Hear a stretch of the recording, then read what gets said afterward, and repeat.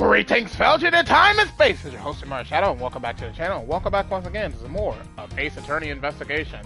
We're going to continue right where we left off in the last live stream. We had made it to the middle portion of Episode 5, Turnabout Ablaze, which we will tackle that for today. So without further ado, let's get started on our way today's adventure and see what's in store for us. Allons-y!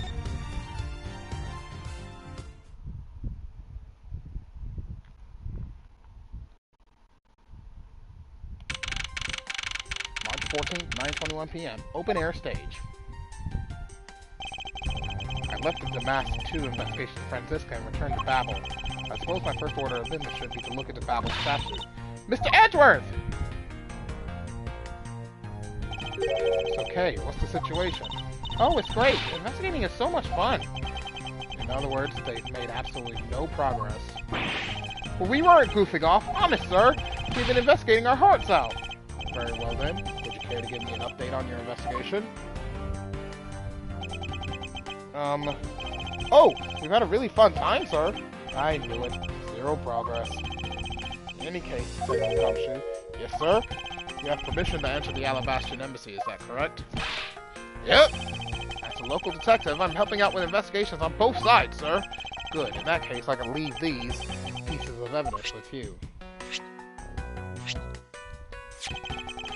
They belong to the lady under the Pink Princess's mask. The Pink Princess?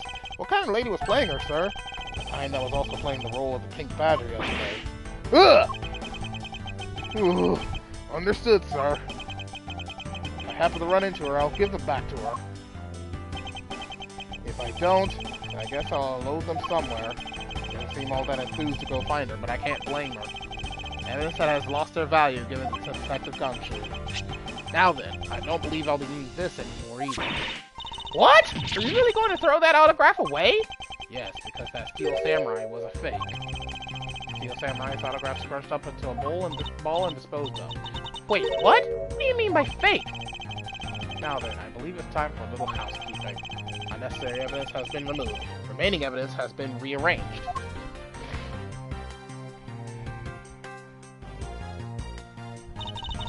Hey, you're not going back to Alabasta already, are you? No, not yet. I still need to gather a bit more information first. Ah, so you're back now, are you, Mr. Edgeworth? You must be tired. Here, with these you can eat whatever you like. And these are discount tickets for our cafeteria. They open tomorrow at 10 in the morning. I appreciate the concern, however, these coupons do nothing for me right now. This open air stage. What function does it serve exactly? Well, normally we use it for a variety of events. It's all to attract an extra bit of attention to Babel. I heard that tonight over in the Alabastian Rose Garden, Ambassador Alba was to give a speech. And you know what? Manny told me that I really should give a speech too. Mr. Coca told you that? Yes, he did. Which is why I thought I should give a speech of my own. But unfortunately, I wasn't able to. Because of the fire the Yatakarasu started? Exactly. Ambassador Plano, I'd like to ask you a little more about the Primaduck statues. Oh, I see. Well, let me ask you this. Did you know that Alabasta and Babel used to be one country called Codopia? Yes, I know that much about your history. Well, the Primaduck statue belonged to the founders of Codopia. At least, that's how the story goes. It was bequeathed to the king of Codopia as a symbol of the country's wealth. So it was meant as a symbol of sovereignty and the right to rule, I take it? Yes, that's right. Which is why both countries are so adamant about their claim. We hold the real statue, therefore we hold the right to rule, is the reason. It's pretty petty when you think about it, though, I suppose. But if Alabasta and Babel were to re-establish relations, shouldn't that put an end to the squabbling over the statue? I have no reason to believe so. The Primaduck statue is even more important now as a key to diplomacy. I wonder if Ambassador Paleno knows about what has happened to the very important key to diplomacy. Perhaps I should try showing him this key and see what he has to say about it. Ambassador Paleno, there's just one thing I'd like to ask you about. Yes? And, oh, don't worry, you can ask me more than just one thing. How about 2 or 3? They're saying I expect to become the Babel, yes? But thank you, but just the one thing is all I require. Manny Coca, I'd like to ask you about this man who was your secretary. Sure, I'll tell you what I know. Thank you for your cooperation, Ambassador. He was, well, if I had to put it in one word, he was an able man. If there was ever anything I needed as an ambassador, he was able to get it for me. To think that a man like that had a hand in a smuggling ring right under my nose, going completely unnoticed. Actually, I suppose because he was an able man, I was unable to detect his dirty dealings. Sounds like Mr. Koken had a very sharp mind. Recently, Manny had been very busy. Since I became the Battlese representative at the Country Unification Council, he's been working tirelessly to cover my work for me. I'm sorry, but what is this Country Unification Council? Oh, well, you see, had nice events proceeded without a hitch. The two countries were to reunify and become one again. And I guess with how things turned out, that dream won't be realized anytime soon. I suppose not.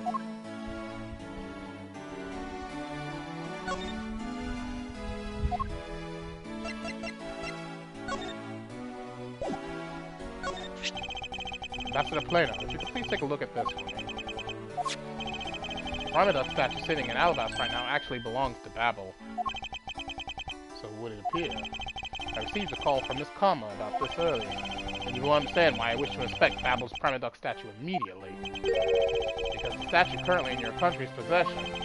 Yes, well, I've already inspected it myself, and it is definitely Alabasta statue. I know because it's the real statue. You're saying that Babel's was a replica? Well, the best to say it's true, even though I knew that someday it would be exposed. I received my orders from the leaders of Babel, and I was to negotiate with Ambassador Alba at this event. I was to negotiate with them and fix the results of the evaluation tonight. To say that we could not determine which statue was the real one. Hold it! Why are you telling me this? Well, because you already figured it out. Our statue is just a hollow gold shell. Even if Babel were to lose faith, the reunification of the country is what's important. I'm right in thinking that, aren't I? I'm not making a mistake, right? You don't know yourself, and I won't pretend to know either. Then I thought that making me betrayed by my own secretary, the real symbol of wealth would be given to me. Isn't it simply ironic?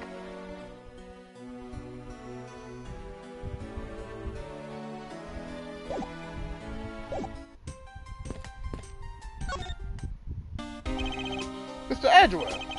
Look like you're enjoying yourself, detective. Well, I don't have much else that I enjoy as much as a good investigation, sir. So, what did you find out? Well... I think he has found nothing of any particular use, as usual. Hey, Mr. Edgeworth, I got something really interesting from Ambassador Paleno. Oh, and what is this something interesting? This, sir. Wow, that's so pretty. I'm so jealous. That's a real treasure there. Why does the flame burn green, detective? So apparently if you burn the special white crystal oil that they only make in Babel, it burns this green color, sir. Interesting. So it's a special property of the oil. I suppose this is employed to force people to visit Babel should the oil run out. Hey, Gummy, what about these silhouettes? They stuck some cutouts on the outside of the lantern so it projects the images. Oh, silhouettes, huh? They are rather pretty, aren't they? Wait, what am I doing? I'm supposed to be asking for an update on the investigation. Hey, what's wrong, sir? There's something I want you to investigate. Do you think you can do that much? You got it, sir! Hey, that's not fair. Why is Gummy getting to do all the fun stuff? Well, that's because I'm Mr. Edgeworth's partner. I can't believe you took advantage of the confusion and stole my role as assistant! I expect the two of you to get along and work together like professionals. Hey, where are you going? Are you heading back to Alabasta? Yes, but before I do, I suppose I should give you a summary of what's happened. Oh, I see.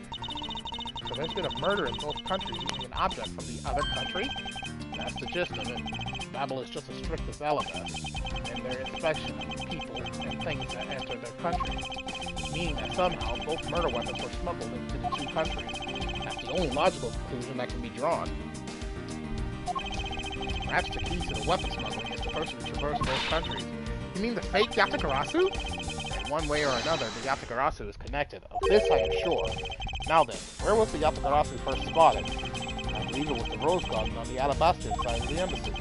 The garden is just on the other side of the boundary. It's where Ambassador Alba was to give a speech tonight. At least, that's where I heard the Yatakarasu had appeared. In that case, I believe it's vital that I investigate the Rose Garden post-haste. Wait, before you go, take a look at this, Mr. Edgeworth. What is it? I guess it's that it's guitar pick. I picked it up just now over there. Do you think it will be of any use? There's a little water on it. How did the water get on it? It doesn't look like there's anything it could get wet from around here. I was thinking, they have concerts here at this open-air stage from time to time, right? Alright, I'll find its owner later.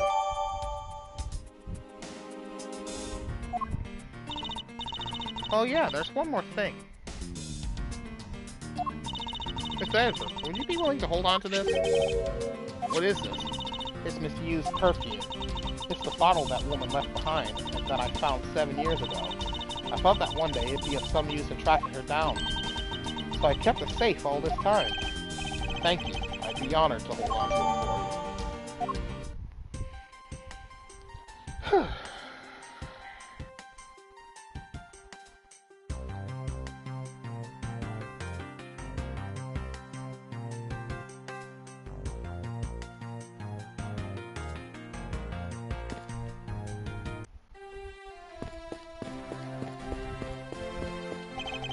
I think I'll be returning to the investigation in Alabasta now, but... I know. I'll go back to Babel and do some more investigating there.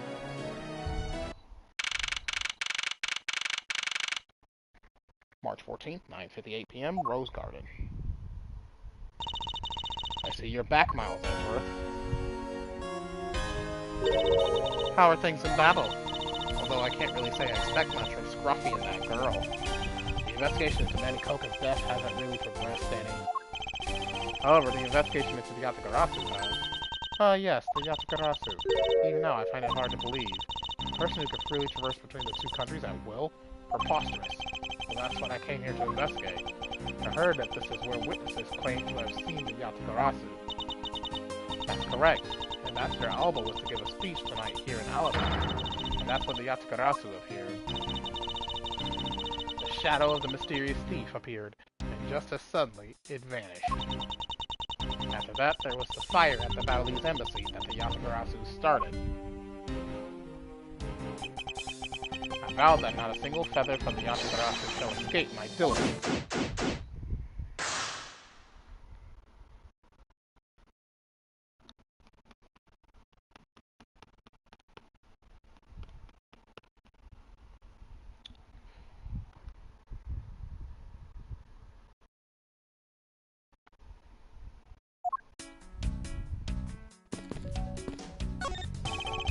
There are roses scattered on the surface of the water, creating a pleasant fragrance.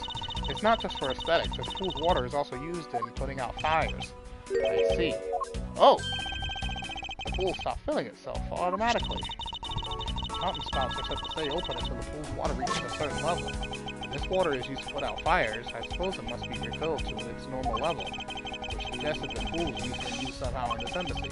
I guess I'll take some notes about it, just in case.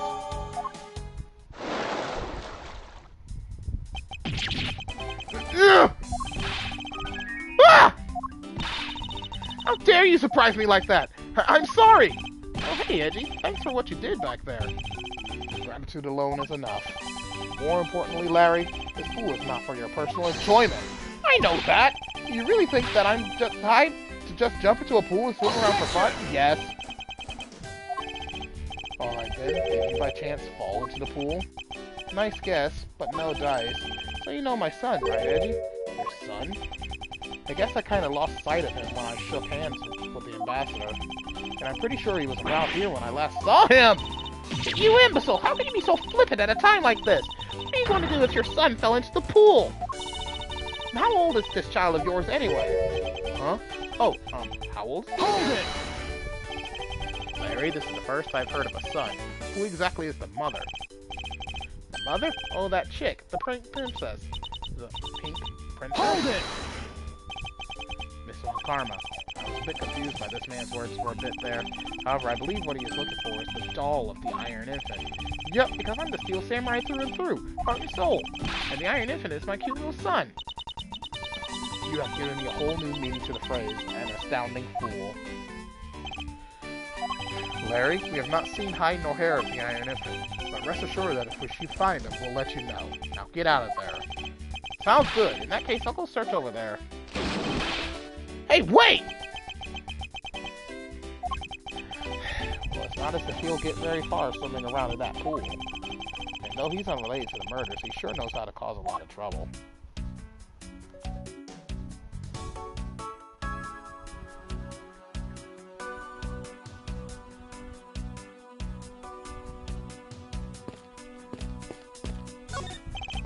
There's an overturned spotlight here. When Yatagarasu appeared, the audience that was waiting for the speech to start panicked. I suppose that's when someone must have knocked it over. I'm having a tough time visualizing the mass confusion that took place here. I thought to use my whip to capture the Yatagarasu. However, there were people in my way, and I was unable to land even a single lash. Suppose this means that some other poor saps were hit instead? These are some beautiful roses here. They appear to be well maintained. They're being too nice, Miles Edgeworth. The arrangement is devoid of any design sense. Roses only truly shine when they are grouped by color, one color per location. They lose their beauty when they are all mixed together like this. I can't tell if she's being sarcastic or not. On second thought, there's a rather serious look on her face. I better leave it be. I should really rethink the proper balance of these roses. Of all the people to comment on the proper balance of things.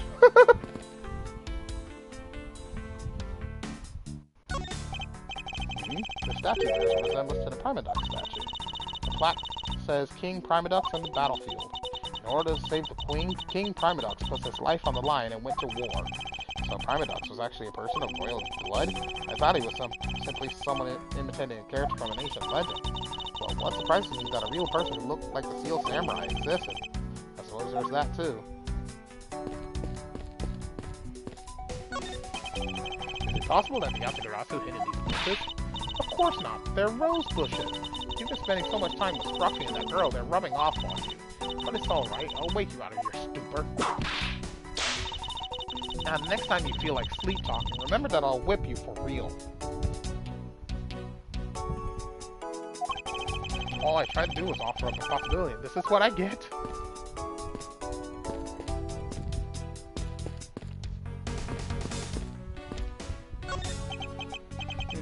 A statue of a woman. I wonder if the lady is pouring water. It says that it's a statue of the queen who spoke of love to King Primadox. Well, Miles Edgeworth, it seems that you are lousy at reading a woman's heart. I'll put my mouth about a statue and she somehow made the leap to that?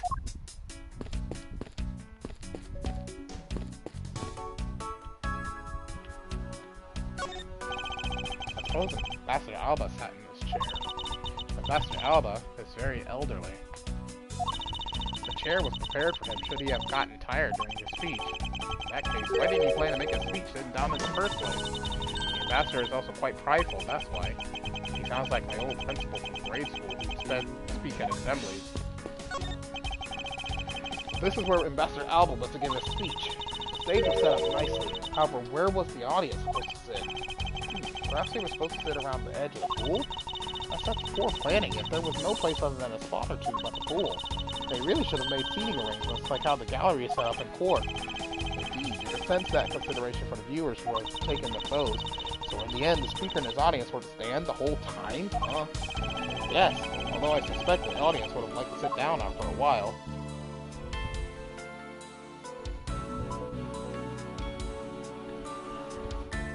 Oh, Jesus.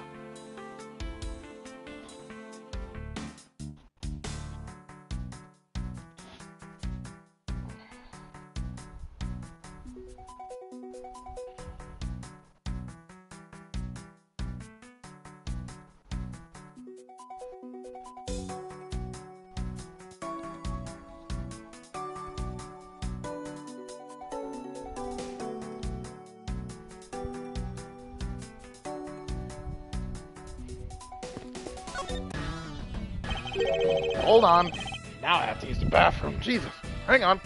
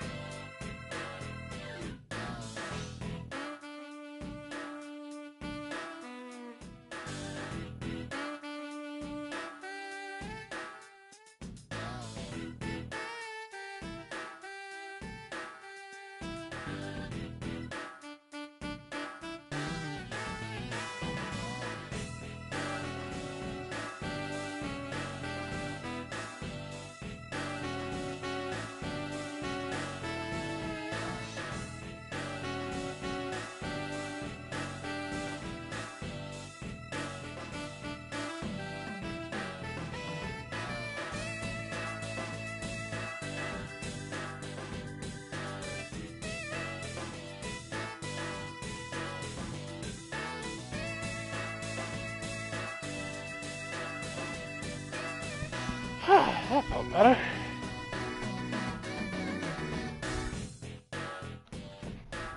Have you finished checking out all the bystanders? Yes, sir! We found 14 counts of pickpocketing, 16 counts of illegal parking, and one person ran a light, sir. Don't tell me you didn't find out anything related to the case. Sir, not a single thing, sir. Oh, for now, let's just get those other lawbreakers down to the precinct. Agent Lang, well, if it isn't Mr. Prosecutor, I would just like to thank you for your assistance earlier. Make no mistake, it's not like I was trying to help you with what I did. After I left, did you receive word from Ambassador Alba? We're to wrap up our bodyguard assignment at the end of today. Oddly enough, we received word from HQ to return home on an urgent matter. As if I can be so easily called away from this case after I've come this far. I swear that I'll find the truth and drag it out screaming into the light. You're with me on that, right, Mr. Prosecutor?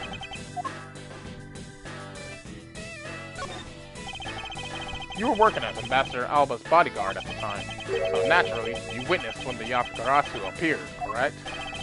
Yeah, I saw the thief, alright, with my own two eyes. The Yatakarasu was always there, lurking in the shadows. But when the spotlights were turned on for Ambassador Alba's speech, the shadow appeared. That's when cries of, "It's the Yatakarasu!" rang out. The next second, the spotlight went out. And by the time we got the area lit again, the theft thief had vanished. When we investigated afterwards, we found that the reason the lights went out was because someone had unplugged the extension plug for all the outdoor electronics. Whether it was someone doing it on purpose, or simply a guest who had tripped over it, we don't know. But one thing is for certain, Yatakarasu was here! So you're saying that basically all you saw was the thief's silhouette? Yes. Objection! If all you saw was a shadow, then it's entirely possible that the shadow belonged to someone else. Ha! Good thinking, sis. Just might be right. If it weren't for the fact that there was no one else with that same shape. Not among the staff or the audience members. My men have already done a thorough check of everyone, so I know I'm right. Someone else's shadow? That sounds like a plausible hypothesis. The suddenly appearing and disappearing shadow of the Yatakarasu. I believe I figured out its true origin. I expected no less from my subordinate, but let's hear what you know on the subject. What really cast the shadow of the Yatakarasu? Take that! The statue! The suddenly appearing and disappearing shadow of the Yatakarasu. Is it not possible that it was created by this Objection! Are you playing me for a fool, Miles Edgeworth? This statue bears absolutely no resemblance to the shadow of the Yatakarasu. You are correct. However, this statue is but one part of the whole picture. What do you mean by only one part? What is the other part to the real form of the Yatakarasu shadow? Take that! It's another statue? The Yatakarasu shadow was made from the shadows of these two statues. Made? What do you mean by that? Right now, the spotlights are all over the place. This is because they were moved when the guests were in a panicked state. However, if we were to restore the lights to where they were when the thief appeared, do you believe that the two shadows will create the Yatakarasu's shadow?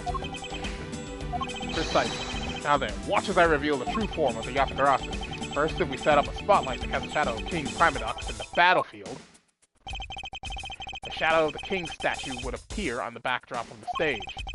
Likewise, if we set a light up on the Queen who spoke of love to King Primadox, her silhouette would also appear on the backdrop to the stage. Aha! So if we were to combine the two shadows, it looks nothing like the Yatakarasu shadow. Miles Edgeworth, how do you explain this grotesque shape? Calm down, Francisca. The way the light needs to be shown on the Queen's statue is wrong. What do you mean by that? I believe that the whole of the King's shadow needs to be used for this to work. However, in the case of the Queen, I don't believe her whole shadow is needed. Rather, the person who created the shadow only used one part of her shadow. Only one part. Yes, and that one part alone is enough to fill in the rest of the Yatakarasu shadow. Why didn't you say that in the first place? You're right, I apologize. What part of the Queen's statue was used to complete the Yatakarasu shadow? I think it was her hand! Yeah, it's definitely her hand. That's the only thing that makes sense, is her hand. Think back to what is missing in our shadow. 5 long, thin areas, correct?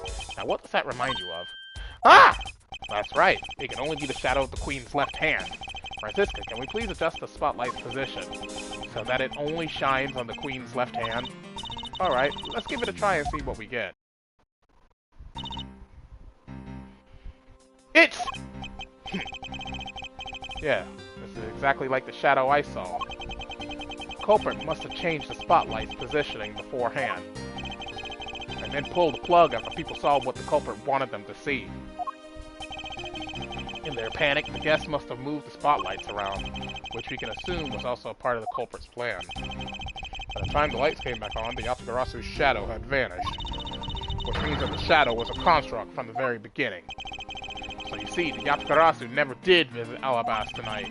The only country that thief visited was Babel, although it can be assumed that the Yatagarasu had an accomplice in Alabasta. An accomplice? But who? I haven't figured that out yet, but I assume it was the person who set up the Shadow Show. I sense that the biggest clue yet to solving this case is the existence of this accomplice.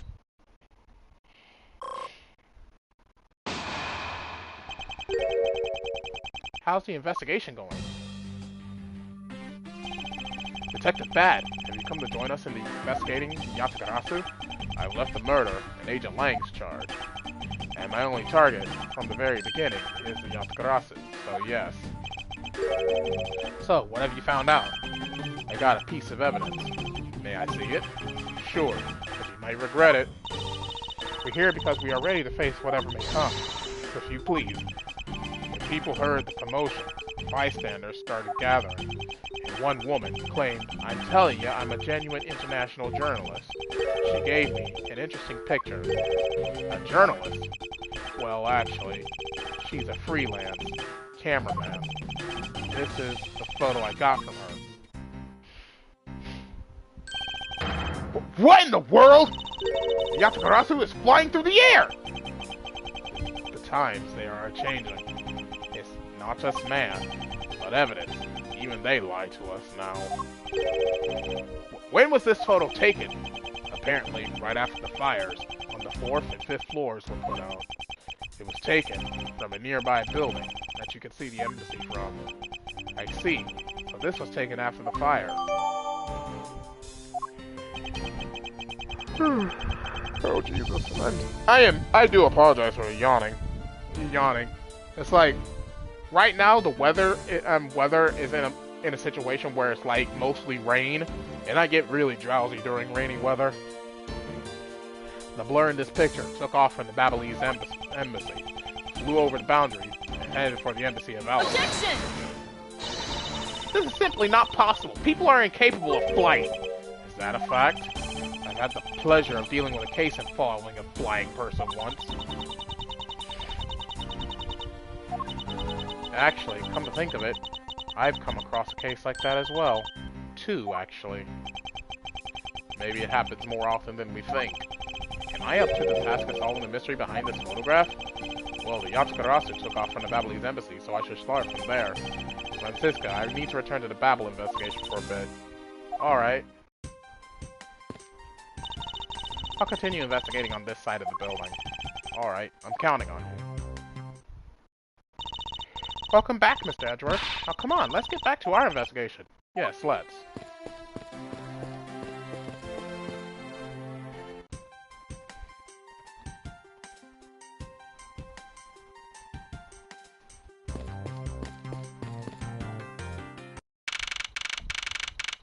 March 14th, 10:37 p.m., Babylese Embassy, Secretariat's office.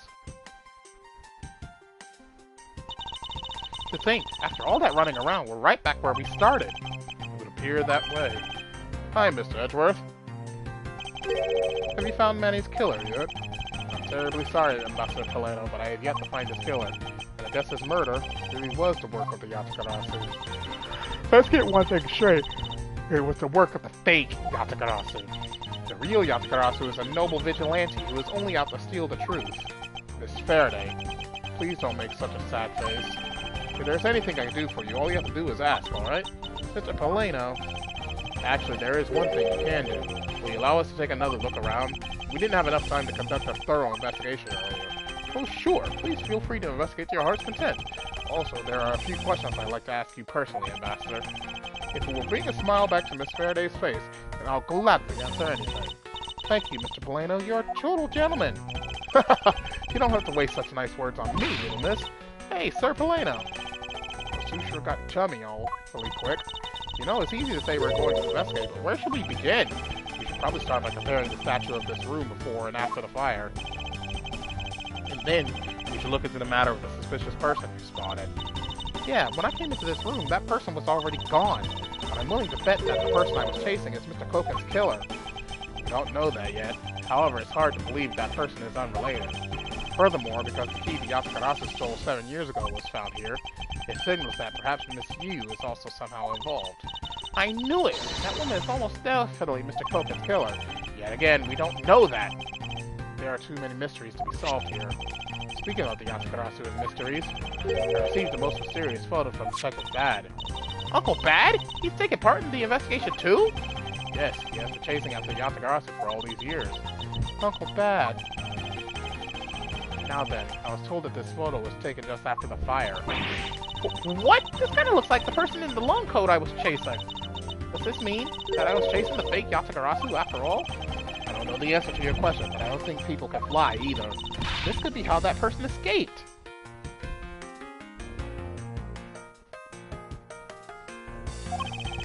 Well, we'll need to investigate a bit more before we can say anything about that. In any case, let's not dawdle anymore and pick up our investigation where we left off.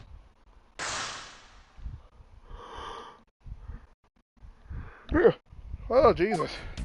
Probably after I'm done with today's stream, I'm going to take me a nice nap. Now then, Ambassador, I'd like to ask about your movements before the fire broke out. Before the fire?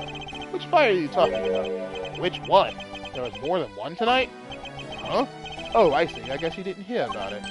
We had 2 fires here at the Babalese embassy tonight. What the bother all that was? Wait, but the only fire we know about is the one after the Gem and Ninja show. Ah, well, the first occurred at the start of the Gem and Ninja show. Luckily, only the 4th or 5th floors of our embassy caught on fire. Not wanting to cause a panic among the theater-goers, we decided to keep it internal.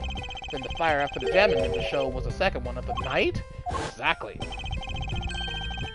So the fire I witnessed was the second one. Come to think of it, didn't Detective Bad make reference to the first fire? Well, when was this photo taken? Apparently, right after the fires, on the 4th and 5th floors were put out. I suppose this means that the photo was taken just after the first fire was put out. So then, what was the extent of the damage in the second fire? The second fire was contained in this floor, the 3rd floor. I think it was leftover embers from the fire on the floors above it that caused it. That's, how should I put this, a very bad stroke of luck. My office on the 5th floor, Manny's office here, and Manny himself, all gone in the blink of an eye. I feel so sorry for you, Mr. Polano. Oops, look at me going on and on. Now then, what was it you wanted to ask again? We were discussing what your actions and whereabouts for today were, and if you happen to know what Mr. Koken's actions and whereabouts were as well. Yes, very well. Let's see, I've been quite busy all day from morning until now. First I woke up, and then I brushed my teeth. And after that I had a roll for breakfast. Fascinating. How about if you just get to the relevant parts for me? Oh, you'd like a condensed version? Alright, I could do that for you.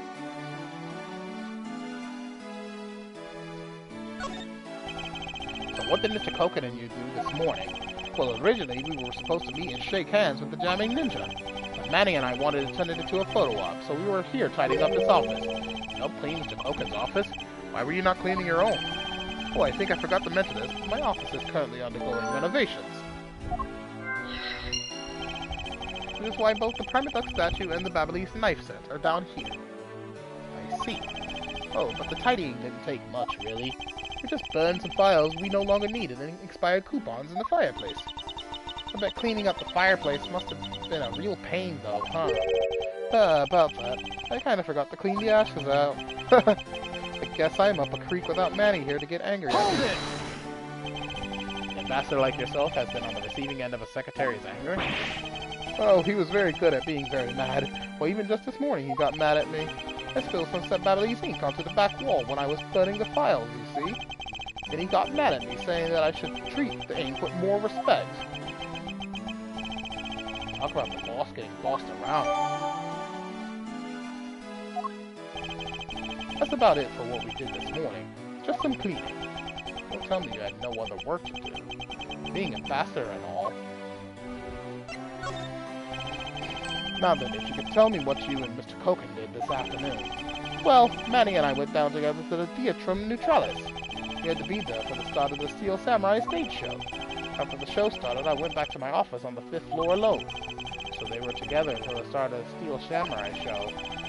A little while later, after I had straightened myself up a bit, I returned to the theater, because I was to take part in the photo op on stage at the end of the show.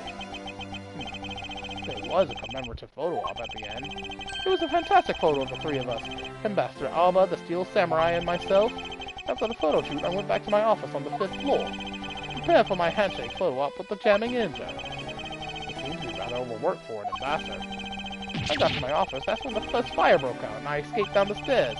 My office was completely destroyed, but thankfully no one was hurt.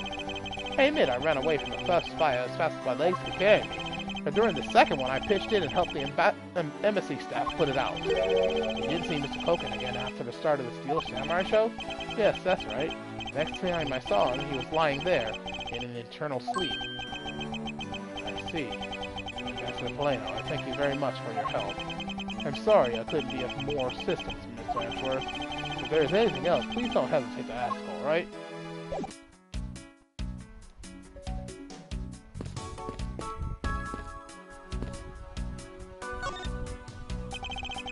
It appears that this area was heavily damaged by the fire. Yeah, I guess we should hurry up and get started examining everything. I won't rest until I've inspected every suspicious nook and cranny. Ooh. There's a bottle of Battle's ink on Mr. Koken's desk. It looks like there's still a lot of ink left inside. The seal is unbroken, so the fire probably couldn't get into the bottle to burn up the ink. Hey, Mr. Polano, it looks like your precious Battle's ink is alright after all. What? What? Ambassador, what do you mean by that? Well, if it's just that there's something strange about the ink. Would you mind elaborating on that statement for me, please?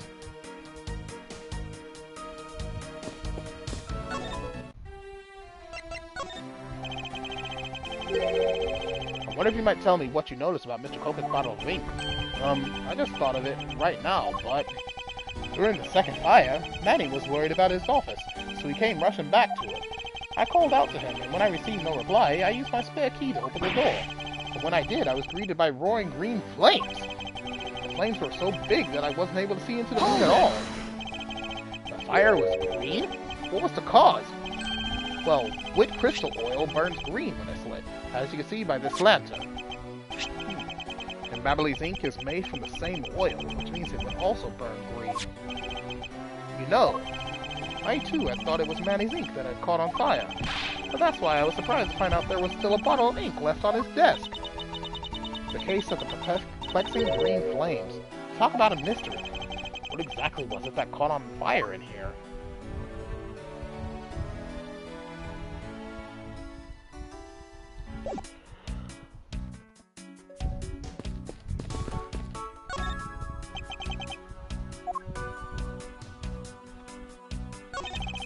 It appears that this desk also fell victim to the fire.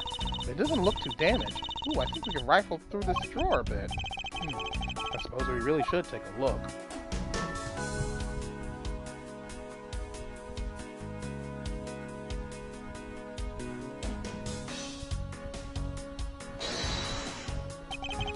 This spot's somehow connected to any evidence I hold. Isn't that the same note paper that was used for Damask's note? Eureka! The shape of this notepad matches the shape of this note we found. Hey, you're right! What is it? It looks like something straight out of Monument Valley. Ah, yes, that notepad is a souvenir from somewhere in your country. You've been collecting them for the purpose of studying them, you see? Yes, I do. You seem to be quite passionate about it. Oh, would you like to see my souvenir collection? I'd love to show it to you. Are you sure they haven't been burnt to a crisp by the fires? Ambassador Polano, I wonder if you might recognize the handwriting on this note. This looks like Manny's handwriting. I see. In that case... Ooh, did you figure something out? This note was found in Alabama. Specifically, it was found being firmly grasped by the murdered Damask II. Damask II? Then this note... Yes, it was a request from Mr. Kogan for Damask II to steal the Primaduck statue. What? Manny tried to steal Alabasta Primaduck statue? We would know for sure if we could run a handwriting analysis. Ambassador, do you have any documents that were handwritten by Mr. Kogan? Yes, I could gather a few and give them to you. I'll have to ask Detective Gumshoe later to run the analysis. I can't believe that Manny would even think of doing something like that with this. Do you have any idea as to why he would have requested the theft of the statue? There is one possibility, but mind you, it's just my personal speculation. Anything you can tell me will be of great help, Ambassador.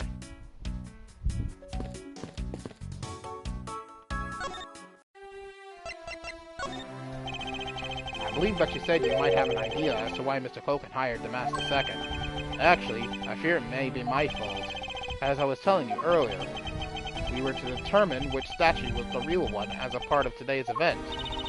But because of the Yapagarasu and the fire here, that got cancelled, didn't it? I'm actually relieved the rest of the event has been cancelled. For you see, Babel's statue, well, it's just a replica. And didn't Mr. Kogan know that about Babel's Primaduck statue? Of course he knew. That's why he was the only person I could consult with. We'd have to do something once our statue was revealed as a replica. As to be expected, I was very nervous today, as this would impact our country's authority. Yes, I understand. Well, when I told Manny my concerns, he said, let me handle it. It'll be alright. I'll find a way to make sure you're the ambassador of the reunited Cordopia. At the time, I thought he was just trying to cheer me up. But when I saw that note, I realized he was serious. Hold it! Mr. Kogan conducted a lot of business behind your back. I assume he did all that to assure that you were the next Cordopian ambassador. But why was he trying so hard, I wonder? He was so much better at getting things done than I ever was or will be. I don't have an answer yet as to why he was trying so hard, but I suspect he had an ulterior motive in mind beyond just simple kindness. Oh, here you are, Mr. Edgeworth! Detective Gumshoe, have you collected the information that I requested? Yep, got it all right here, sir. Here you go, Kay. Feel free to take a look. It's for you, after all. What is all this, dummy? It's all the information on this room that I got from the embassy and Interpol people. Now I know exactly how this room was before and after the fire. Good work, Detective. Oh, it was nothing, sir. I'm an expert at getting people to talk. Wow, you two remind me so much of my father and Uncle Bad. What do you mean? As prosecutor and detective, your dynamic is just like theirs back in the day. Well, don't you worry. I'm going to find my own wonderful partner someday. When I do, I'm going to become a good Yapagarasu, just like my father, right? Please don't ask me questions to which I have no questions. Answers to, okay? However, I can say that it is truly a wonderful thing to find a partner you can trust. You bet! So what now, Miss Edgeworth? Well, I'd like to ask you for a favor. Yes? That gadget, Mr. Thief, is it? That thing you call your secret weapon? Oh, you mean Little Thief? They're coming to rely on it, aren't you? I don't need a crutch like that. I'm only asking because I need it for the investigation. From the information Detective Gumshoe gathered and the ambassador's testimony, I'd like you to please recreate this room as it was during the third floor fire. You got it. Alright, here we go. Dark skies of evening when no other bird dares take wing, one alone remains all-seeing. Now witness the true power of a real modern-day Robin Hood. You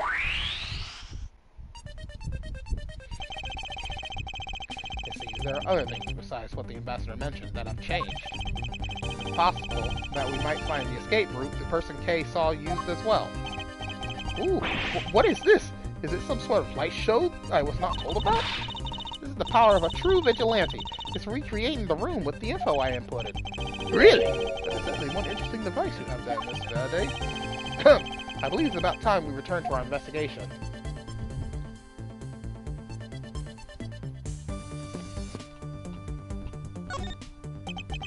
His grandfather clock here, he was apparently in a different position before the fire. According to staff members, the clock was flush against the wall before the fire, sir. Which means that, most likely, it was moved by someone during the fire.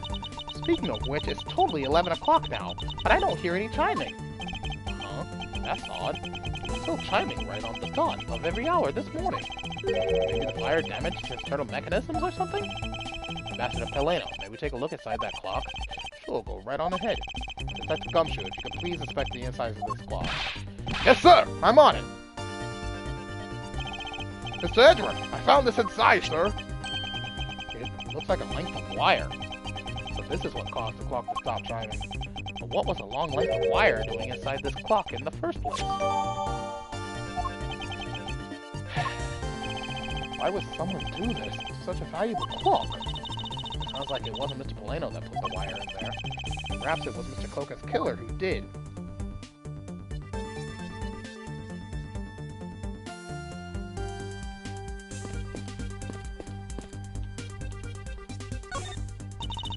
Looks like one of the Babylee's knives was already missing before the fire began. So it would seem, especially since the other two knives' handles were burned away. The remaining handle was swapped out with the handle from the real murder weapon, and Babel's national treasure was stolen. Poor Babel, don't you think? Not sure I would lump the Labyrinth statue in with the rest of Babel's woes.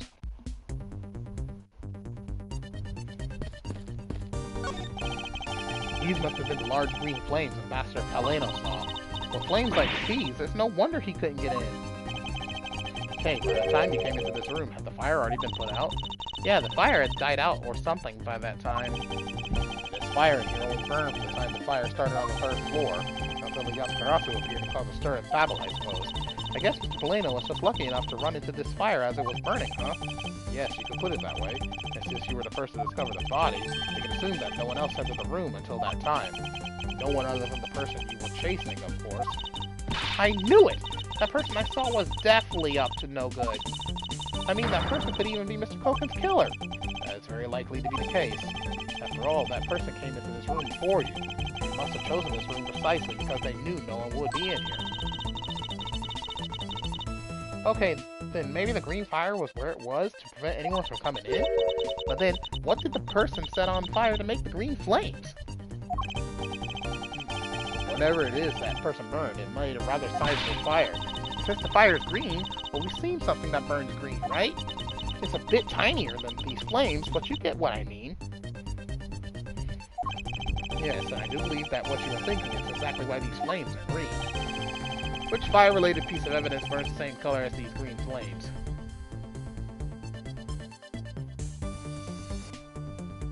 That would be the silhouette lantern, yeah? Take that! This silhouette lantern, its green flame comes from the wit crystal oil it's burning.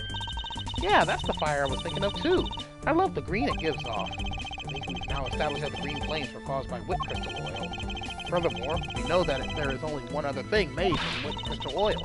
Oh, you mean that thing Mr. Polano was mistaken about, right? Yes, precisely. As we found out early in our investigation. What? I don't get it. Can you fill me in, sir? Fine, I suppose. I'll explain it in a way that even you can understand. This is the thing made from wit crystal oil that Ambassador Polano was mistaken about.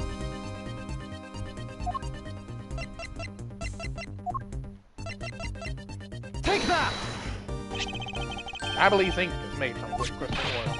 Oh, so it should burn the same color as the flames in the lantern, right? Yes, precisely. However, the green flames in this room were not from a bottle of Babylee's ink. Because we found the ink Mr. Koken used on his desk, right? Yes, however, we know that Mr. Koken was smuggling the ink in massive quantities. Now, what do you suppose he made using all that ink? I believe what he made with that ink is the answer to what gave birth to the green flame. Oh yeah, I'm beginning to really feel the energy coming from you, Mr. Edgeworth. It appears that I have finally found it, the smuggling ring's real goal. Made of Babylee's ink, this is the source of the green flames.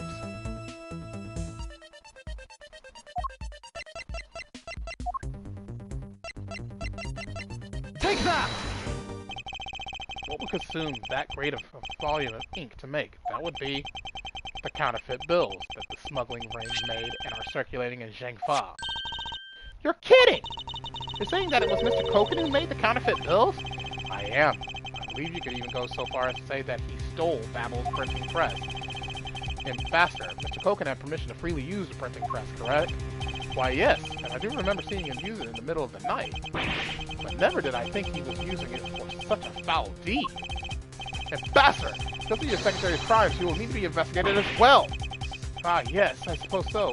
We've caused a bit of trouble for a few countries, haven't we? My duty is to search out all who shield Mr. Koken and conceal his crime. They are the ones who started the fire in order to destroy the evidence.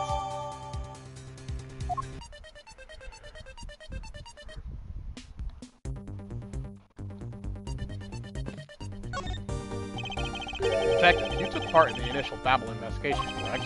Yep, sure did. I also helped put out both fires, sir. That first fire took me by surprise. I had a tough time escaping the 5th floor. First I tried the elevator, but I guess someone else had the same idea because it was in use. If I hadn't remembered to use the stairs at that point, I'd have been burnt to a crisp. Wait, that's odd. We always warn our staff that in case of a fire, it's dangerous to use the elevator. Oh? Maybe someone wrote it in a fit of panic? Second, did you see the Yatagarasu that came into the Battle's embassy at all? I didn't personally, and the other staff members told me they never got a good look at the person either, sir. I wonder if you can tell me a bit more about what you discovered, Detective.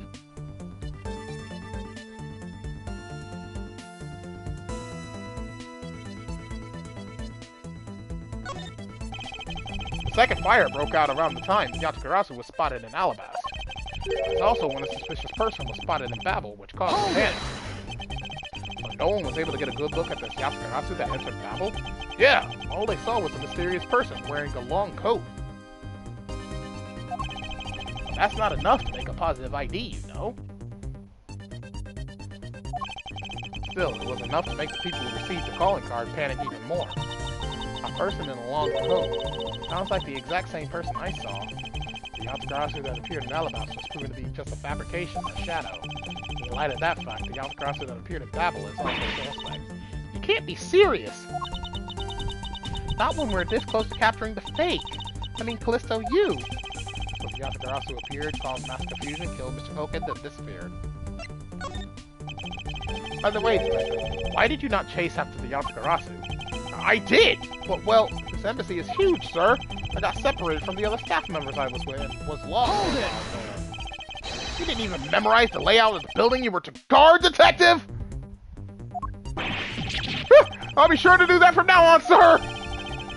But you know, it was thanks to me being lost that I was able to come to Kay's rescue. Oh, is that a fact? Yeah, it was when I was lost and wandering around in the 3rd floor hallway, sir. I heard a scream, I headed towards it right away. Oh, that's probably when I found Mr. Koken's body.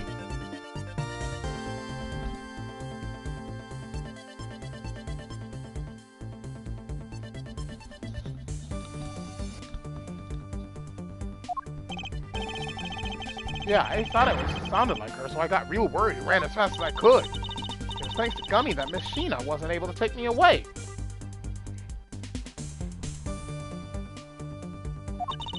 He covered for me until you got here, Mr. Edgeworth.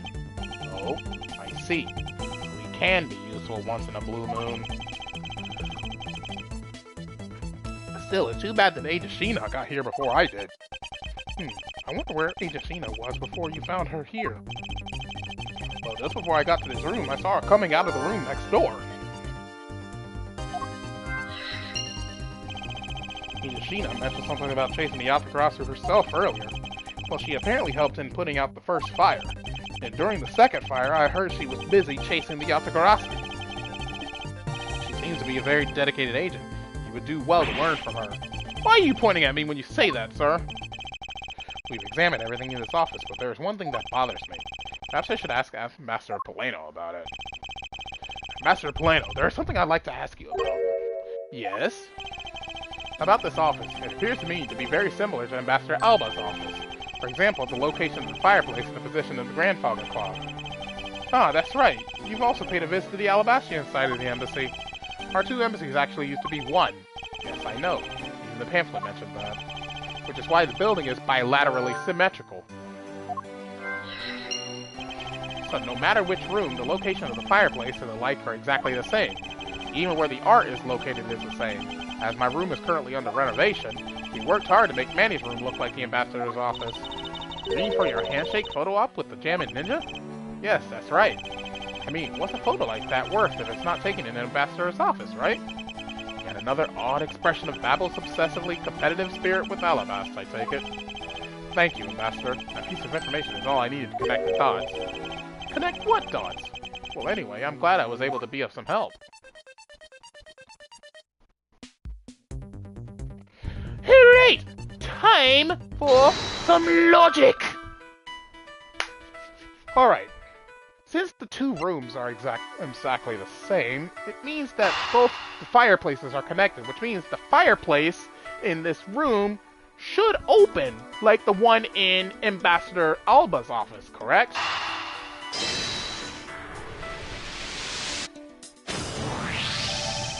The Alabastrian and Babyliss sides of the building are symmetrical to each other. As we know that to be a fact, then this room's fireplace may also hide a secret passageway. A secret passageway? In Alabasta, the fireplace turned out to have a revolving back wall. A revolving wall? It sounds like something out of a ninja house! Wow, there was a trick like that built into the fireplace, sir? What? This embassy holds that kind of secret? There seems to be a lot about this room that you don't know about, Ambassador. I guess it's time to pay the bill for letting Manny do so much work for me. Please, I really want to know about the real Manny and what you know about this room. What are you waiting for, Mr. Edgeworth? Let's get to the bottom of this. Agreed, and my first thought is that it's likely the killer used a revolving fireplace. It looks like just another fireplace, though, doesn't it? So how do you turn it again? In Alabasta, I had to push where the X was on the far wall of the fireplace. Oh, I see an X back there, sir. Let's see what happens when I push it. Ah! You scared me, sir!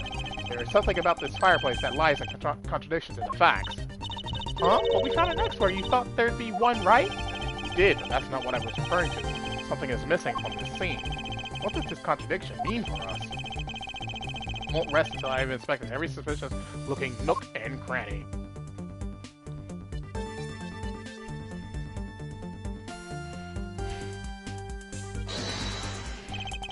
Is this spot somehow connected to any evidence I hold? Didn't Ambassador Polano say that there should be ashes here? Then why are there logs? Eureka! Ambassador Polano, you said that you burned some old files in this fireplace today, correct? Yes, I burned quite a few files this morning, actually. And after you did, you forgot to clean out the ashes from the fireplace, correct? That's right. But why are you asking? And why are you making such a scary face? I'm sorry, I admit I am a bit intimidating when I'm serious. In any case, take a good look at this fireplace and tell me what you find odd about it. Let's see. Huh? Where did all the ashes go?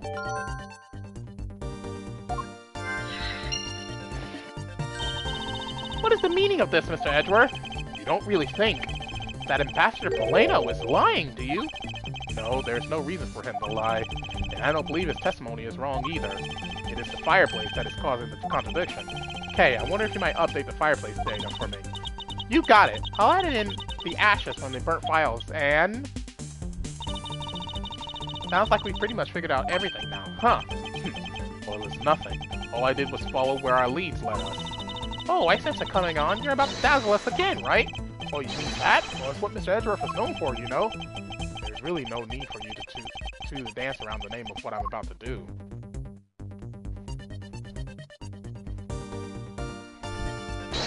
More logic!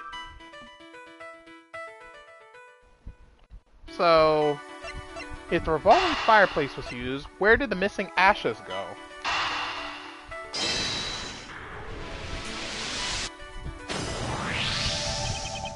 The reason as to why the ashes are missing is simple. It's not because someone cleaned them up, right? No, because even if someone did sweep them up, the fireplace is too clean for that. Ambassador Polano said that he spilled some Babyliss ink while he was burning the files. And yet, there is not a trace of the spilled ink on the back wall anywhere. Well then, I don't know what happened. Well, I'll tell you what happened. The two sides were switched. By using the revolving fireplace wall, the ashes were moved into the neighboring room. Which means that this is a clear indication that the fireplace was used. Then you mean the person I was chasing disappeared from this room through there? Yes, I believe the person you were in pursuit of is Mr. Koka's killer, and after committing the murder, escaped through the fireplace. Wow, Mr. Edgeworth, you figured out the killer's escape route! I have, but this is only the beginning. Now we have to chase the killer down.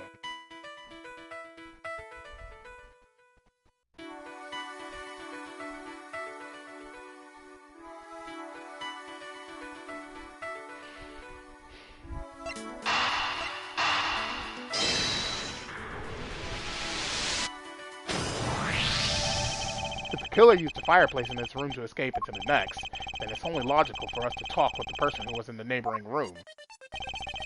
Well, the person that was in the next room was... Oh! It was that person, sir! Yes, Detective. Agent Sheena.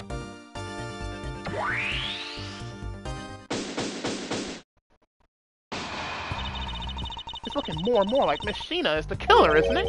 Let's not jump to conclusions yet. We need to go through what we know so far. She came running straight into this room from the next one, and instantly accused you. Furthermore, she claimed that it could only have been you that killed Mr. Koken. I don't have any proof yet, however I know she is hiding something from us. Okay then, why don't we go ask Miss Sheena herself? No, not yet. There's something that needs to be done first. Detective Gumshoe! Sir, is it my turn to do something, Mr. Edgeworth? Yes, I have a two-part special assignment for you. First, I need you to run a handwriting analysis on the Master Second's note. Okay, I'll get the lab boys on that right away. Second, I want you to see if you can fit through the revolving fireplace wall. Right now, sir? No, next decade. Of course now! We need to test our hypothesis first, don't we? Go on, Gummy, you can do it. Alright, I'm gonna do this like a real man. Here I go, through the fireplace and back! You shouldn't need to psych yourself up that much for such a simple task, Detective.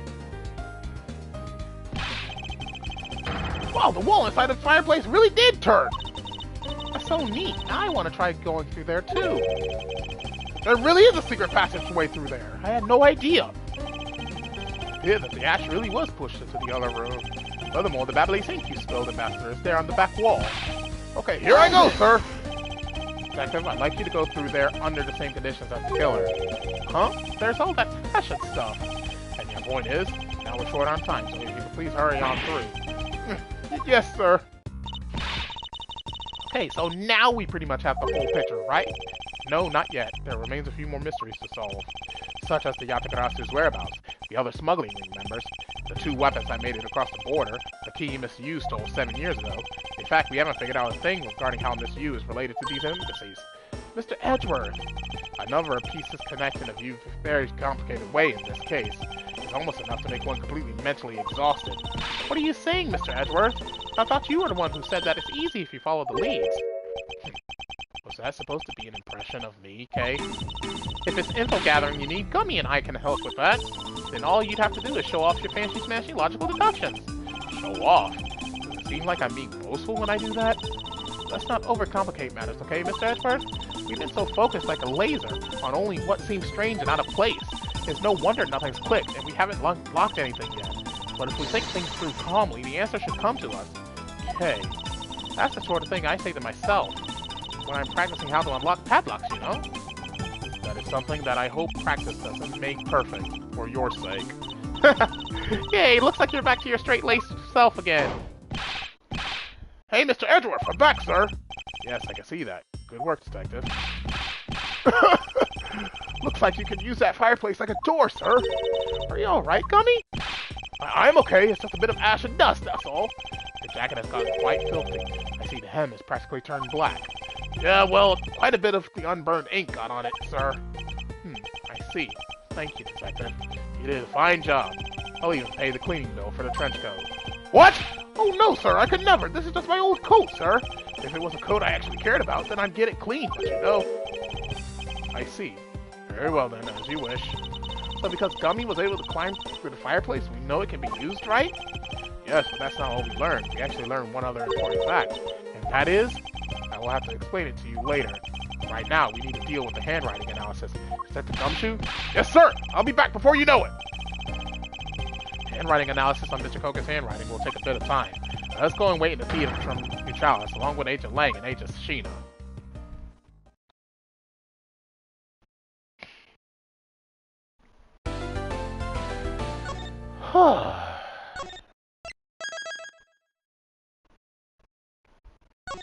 And with that, we shall bring today's video to a close. So, thank you all for watching, and as always, your host, TheAmariaShadow, saying allons-y, and I'll see you for the next adventure.